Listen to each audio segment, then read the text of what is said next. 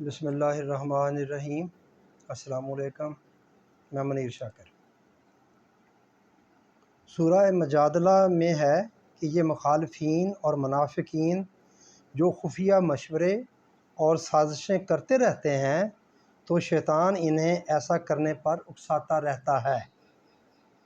لِیَحْزُنَ الَّذِینَ آمَنُوا، اس سے اس کا مقصد یہ ہوتا ہے کہ وہ جماعت مومنین کو افسردہ خاطر کرے، لیکن اسے اور سب کو معلوم ہونا چاہیے کہ وَلَيْسَ بِضَرِّهِمْ شَيْئًا إِلَّا بِإِذْنِ اللہ، یہ 10 نمبر سورہ مجادلہ کی آیت ہے۔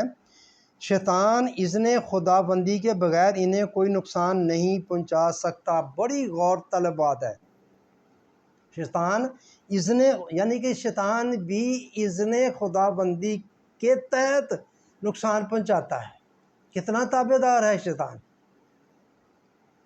خدا بندی کے بغیر انہیں کوئی نقصان نہیں پہنچا سکتا۔ یہ قرآن کہہ رہا ہے نا، مطلب یہ ہے کہ یہ قرآن ہی کہہ رہا ہے کہ شیطان اذن خدا بندی کے بغیر انہیں کوئی نقصان نہیں پہنچا سکتا۔ یعنی شیطان بھی اگر کوئی نقصان پہنچاتا ہے ہمیں تو وہ اس کا بھی اذن اللہ سے ہوا ہوتا ہے۔ اذن خدا بندی بے اذن اللہ ہی کرتا ہے، ٹھیک۔ اگر یہاں اب دیکھیں اذن اللہ کے معنی ہم کیا لیتے ہیں، اصل بات یہ ہے، اگر یہاں اذن اللہ کے معنی اللہ کا حکم یا اجازت کیے جائیں تو آیت کا مفہوم یہ ہوگا کہ شیطان بھی جو کچھ کرتا ہے وہ اللہ کے حکم یا اجازت سے کرتا ہے، سیدھی سی بات۔ اس سے شیطان کا سارا تصور ہی الٹ جاتا ہے، اس لیے کہ اس کی تو سرشت مستقل خصوصیت یہ بتائی گئی ہے کہ وہ اللہ کے حکم سے سرکشی اختیار کرتا اور سرتابی برتتا ہے۔ شیطان تو سراپا شر ہے، اس سے خیر کی توقع نہیں، ٹھیک۔ وہ تو ہر وقت ہی اللہ کی نافرمانی کرنے والا ہے، ہر کام ہی اس کا نافرمانی پر ہے، تو پھر یہ نافرمانی اللہ اجازت دیتا ہے۔ بنی یہاں بھی اذن اللہ کے معنی قانون خدا بندی ہے، یہ بات ہے سمجھنے والی۔ اذن اللہ باذن اللہ، اللہ کے حکم، اجازت ہو گئی، مل گئی۔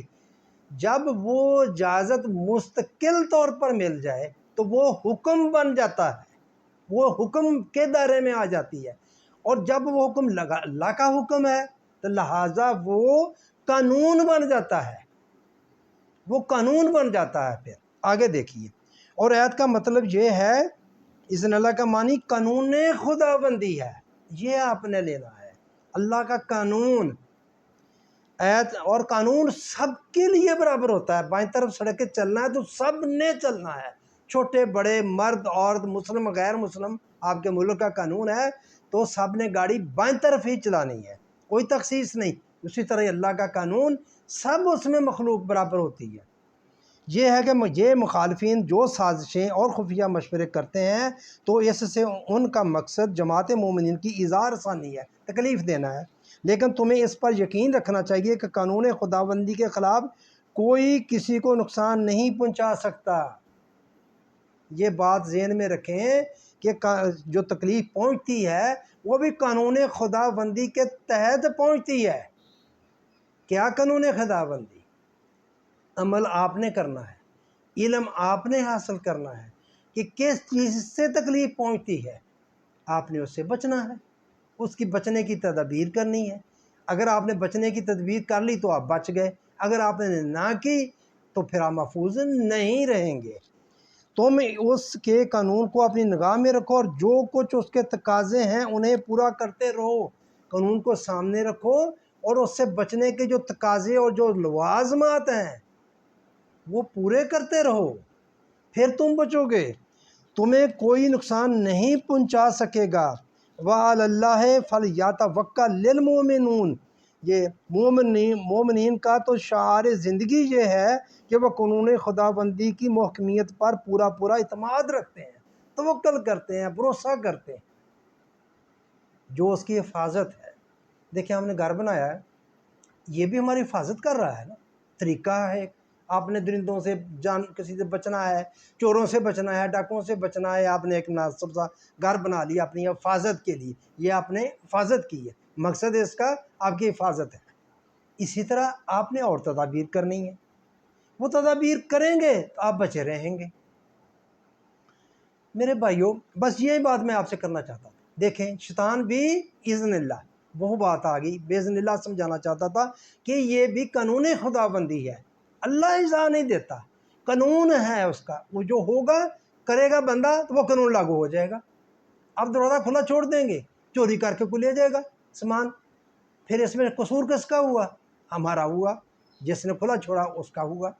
مطلب ہم نے دریا بند پشتے مضبوط نہیں کیے، لوگ ڈوب گئے، مر گئے بستیاں، ہم نے ڈیم نہیں بنایا، پانی ضائع ہو رہا ہے، ہاں جی سیلاب آ رہے ہیں، دریا میں سمندر میں جا کے ضائع ہو رہا ہے، کون کر رہا ہے؟ بندے کر رہے ہیں اذن اللہ۔ یہ تکلیفیں کون دے رہا ہے؟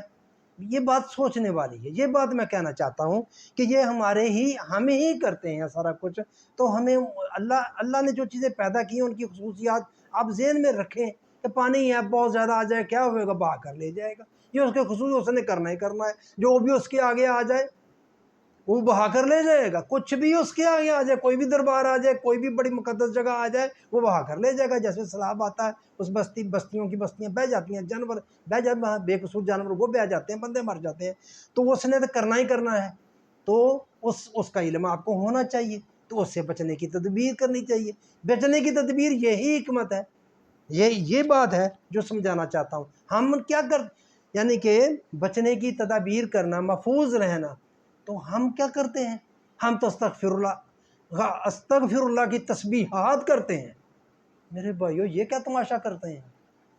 وہ محفوظ رہنا ہے عملی طور پر۔ ایک میں آپ کو بتاؤں، یہ جو فوجی لوگ ہوتے ہیں جو سر پر وہ لوہے کا خود پہنتے ہیں، لیتے ہیں ہیلمٹ وغیرہ جو ہوتا ہے، اس کو ایک غفر ہے، کوئی ایسا لفظ وہ کہتے ہیں حفاظت کرنے والا، وہ حفاظت کرتا ہے ان کی۔ استغفار یہ ہے، آپ نے محفوظ رہنے کی تدبیر کرنی ہے، بیٹھ کے تسبیحات نہیں کرنی۔ یہ کہہ رہا ہوں میں آپ سے۔ یہاں شیطان کا بھی ذکر ہے، چلیں شیطان کا ذکر پھر کسی وقت ہو جائے گا کہ شیطان ہے کیا چیز، وہ ہمارے اندر ہی ہے، ہماری خصوصیت ہے، ہم نہیں اس پر قابو پانا ہے، وہ دیکھیں گے آگے جو بات ہوئی کر دیں گے۔ یہاں میں صرف یہ بات آپ کے سامنے رکھنا چاہتا تھا، کوئی شیطان کا بھی اذن خداوندی سے کرتا ہے، اور وہ جو آپ نے بچنا کس طرح ہے، اور ہر مصیبت جو آتی ہے وہ پہلے لکھی ہوئی، جسے کہتے ہیں کہ کوئی مصیبت ایسی نہیں جو لکھی ہوئی نہیں ہے، وہ یہ بات ہے، عمل آپ کا ہے، لکھی ہوئی ادھر ہے، عمل آپ نے کریں گے وہ قانون خداوندی کے تحت آپ پر لاگو ہو جائے گی، آپ کو مل جائے گی۔ آپ کی مہربانی، آپ نے بات سنی، آپ کا شکریہ۔